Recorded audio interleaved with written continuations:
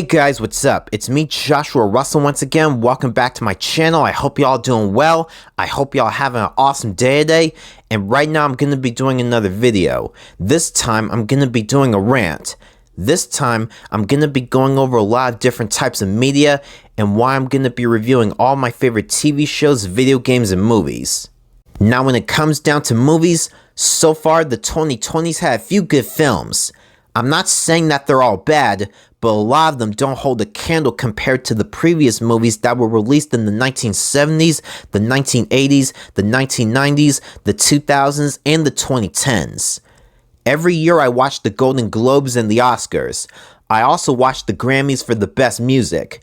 The reason why I watch the Golden Globes and the Oscars every year is because I get to see a lot of my favorite actors and actresses, and I get to find out who won each award in each category, and I get a kick out of it.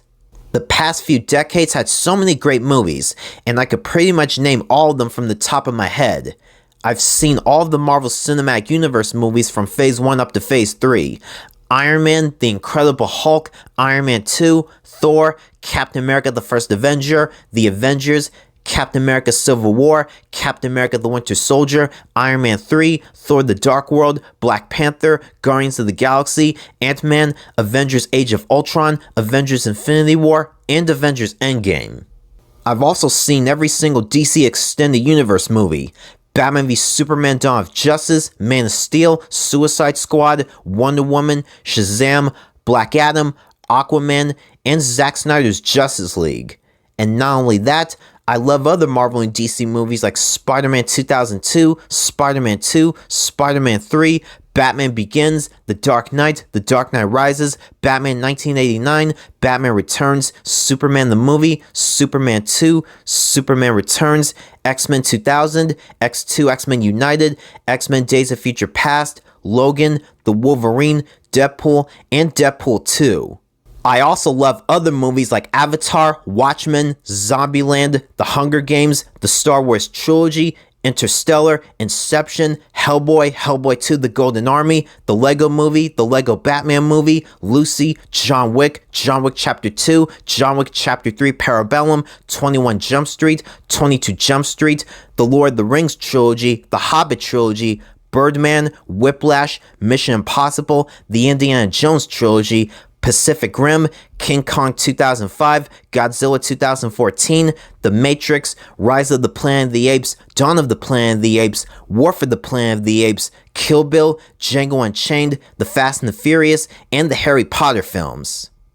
Before the coronavirus COVID-19 pandemic, I used to go to two of my favorite movie theaters to watch the latest films, Marcus Theaters and AMC Theaters. Whether it's with my friends or my family, I always enjoyed going to the theaters to see the latest film. There's something so satisfying watching a big blockbuster film with a huge crowd of people, and it was really exciting. Then when the COVID-19 pandemic began back in March 2020, everything went to hell, and we were all quarantined. But luckily we got physical and digital media to keep us entertained. I own hundreds of movies on Blu-ray and DVD, and I'm gonna be reviewing a lot of them.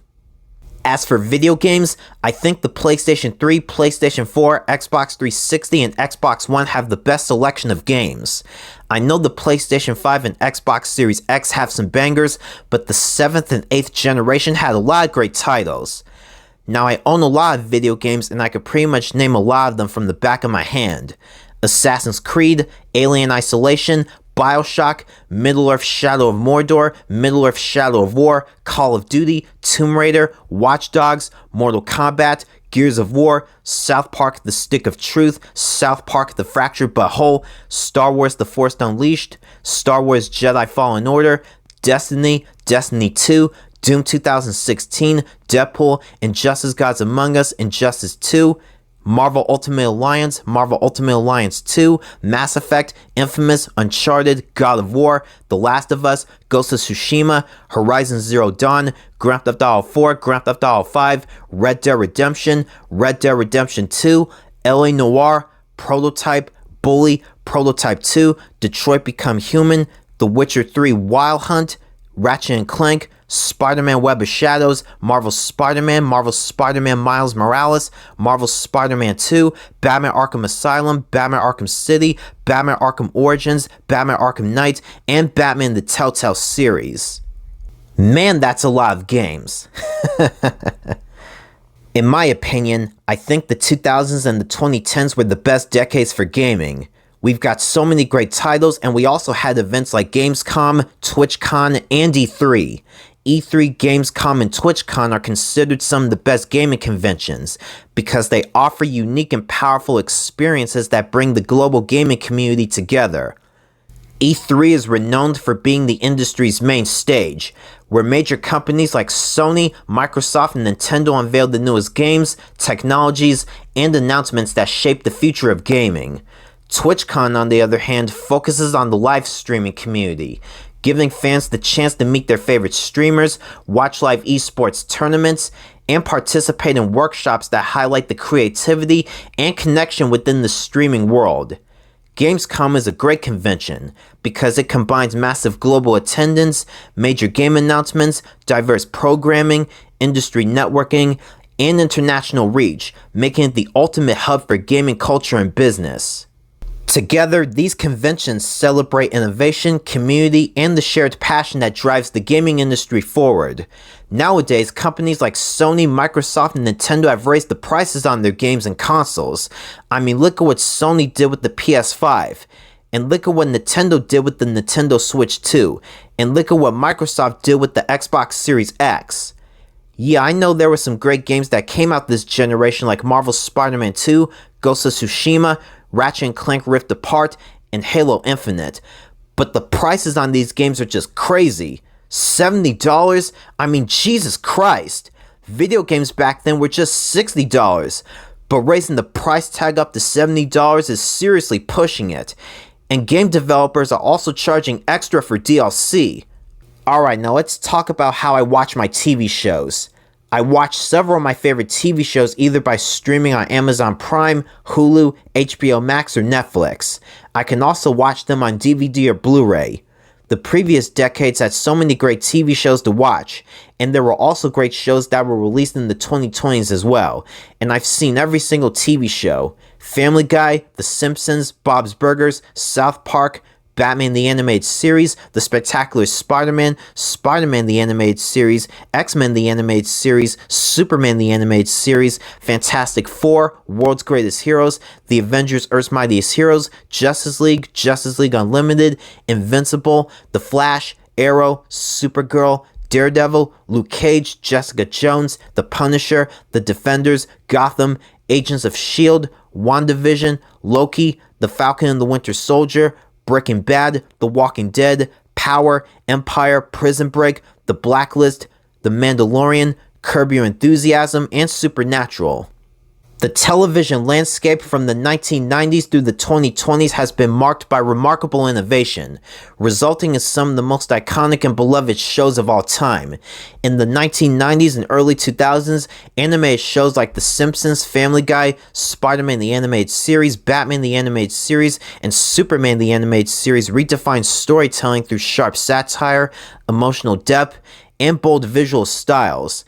Animated superhero shows like Justice League, The Spectacular Spider-Man, and The Avengers Earth's Mightiest Heroes brought serialized narratives and character development to animated television, captivating both young audiences and adults.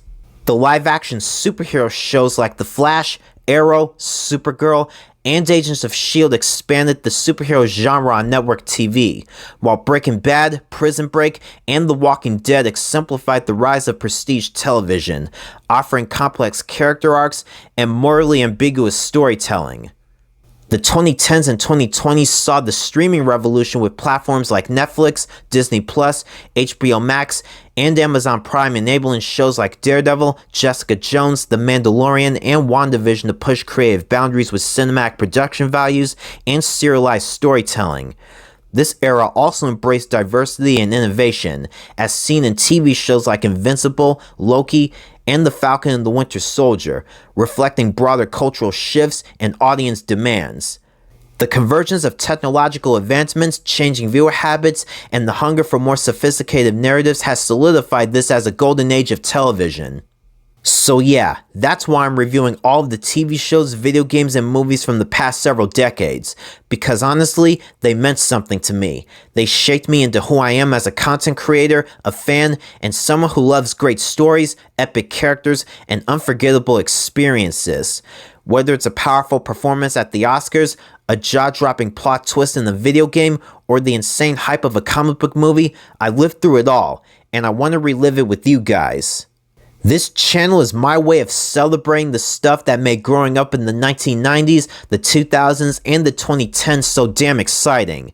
And even though times have changed, movies have changed, games cost more, and streaming has taken over, I still believe there's a lot worth talking about. So stick around, because I'll be diving into everything I love and everything I still enjoy, one review at a time. I hope you guys enjoyed this video. Thanks for watching. Don't forget to like, comment, and subscribe. And you can also follow me on Twitter and Instagram and like me on Facebook. Take care, and I'll see you guys later.